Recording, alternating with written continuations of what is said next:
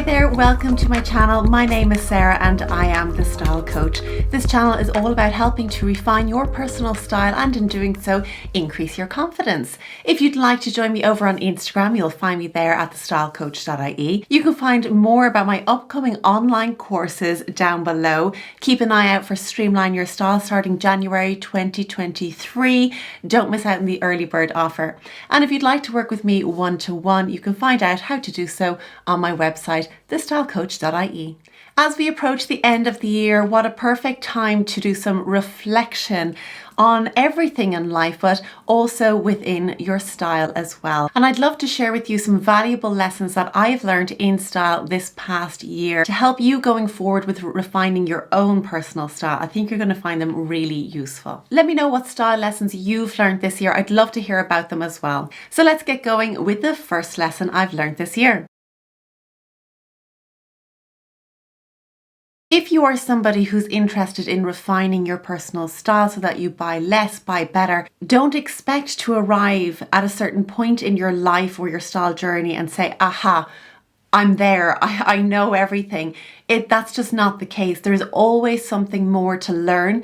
And just like you as a person evolve over time and change over time, so does your style. So setting that expectation that someday you're going to magically arrive at this point in your life where you just are, finished studying style, don't expect that to happen, because style is something that you need to actively seek out and continuously keep an eye on and work on as you go through life. It's consistently checking in with who you are as a person on any given day and from year to year, month to month. So that's something really valuable I've learned and that I've shared with my clients as well, that don't expect that you arrive at this aha moment and you know everything and everything's just perfect.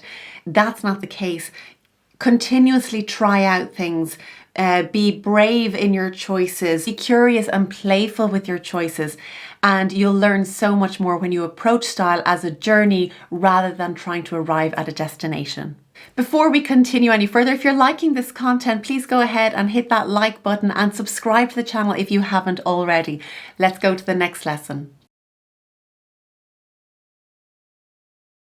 Slowing down the entire shopping process has huge value in it, and I've learned this more so this year than any other year. I've really been very thoughtful with my purchases, and I've allowed myself time to not buy under pressure. Take Black Friday into consideration that we've just had recently. There was such pressure to buy within a certain limited time, and when you're put under those circumstances, you don't buy well. You panic buy and then you regret what you buy, or you don't wear it. We don't want that. So what I've learned from this past year is, if you're online shopping, yes, scroll, add it to the basket and then walk away. The same within the shops. Ask them to hold it for a couple of hours. Go off and have a coffee. Really think about it. More often than not, I have found I don't end up buying it because I don't actually want it. It's just in the moment, impulse reaction, getting that dopamine fix of like getting something in a bag, brand new with the tag. It lasts only for a short time. That buzz goes by and you're just left with this item that you think, why did I buy this? How do I make it work? So slowing down the process of buying has huge value in it. And I have found that I have shopped a lot less this year because of this technique that I've applied.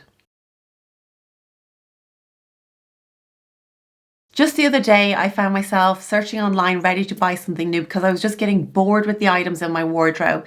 And I thought, hey, stop there. Let me just see what I can come up with in my own wardrobe.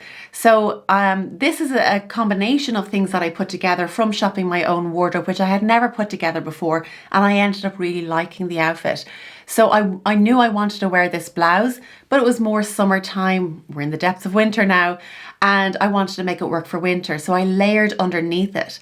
I tucked in the collar of the shirt because it was a little bit floppy, a little bit kind of not as neat as I wanted it to be. I tried on 3 different blazers, landing on this pre-loved Zara option that I had in the wardrobe, and I thought it worked really well with this kind of strong pink color.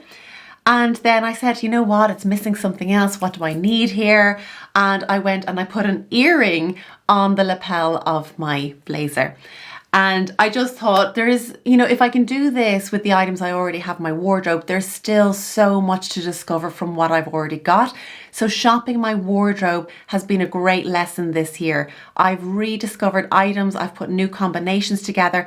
There's so much more in your own wardrobe as well. You just need to give it time to play around with what you've got. I can't tell you the joy working with the colour palette has brought me over the last year particularly. So over time, when you get your colour palette from a colour consultation with me or with somebody else, your wardrobe starts to reflect that colour palette over time. So the more you buy, it starts to look like that colour palette. When you do that, things just work together. And you have all these combinations and permutations of clothes and accessories and shoes and bags and all sorts of things that work so well together because the colours have something in common. Working with the colour palette, if you aren't doing it already, there is massive value in this. And I see it year after year. I'm learning just how valuable it is. If you haven't done it, get in touch with me. Let's organise it. If you're stuck in a style rut or you're trying to fit yourself into these rigid guidelines or rules that you around your body shape, around this, that and the other, break the rules and see what you come up with. If you only put yourself into a certain box and you don't explore anything else, you could be missing out. Now, I'll give you an example of this. Typically speaking, I would be an inverted triangle, and the rules go that you shouldn't button up something all the way to the top. You shouldn't have a high collar. Well, as you can see here today, I have buttoned up to the top and I like the look and I've made it work with the rest of my outfit. You always got to take into consideration the entire outfit, not just one piece of, clothing. But, I created a V-neck through the blazer, how it sits on my body. You can play around with the shapes that you can create, but I would never have realised this if I simply stuck to the rules of the inverted triangle shape. So break the rules, have fun with it, see what you can come up with. You're going to learn a lot if you just allow yourself that freedom. The more I've worked with clients this year, I've noticed that many of them will say, you know what, Sarah, sustainable style is all well and good, but the prices can be out of my budget. What can I do here? I can only afford to buy some high street items that are not necessarily the most ethically made items. What I've also realized this year is that sustainable style is, yes, about the production of the items, yes, about the ethics of the items, of course. Not only that, it's a state of mind. Even if you buy something for €5 or €500, thinking about how you're going to wear that item throughout your life counts for sustainable style. If you have a throwaway mindset, if you think, oh, I'm going on a 2-week holiday, I'll just wear it for that and then I'll put it in the bin.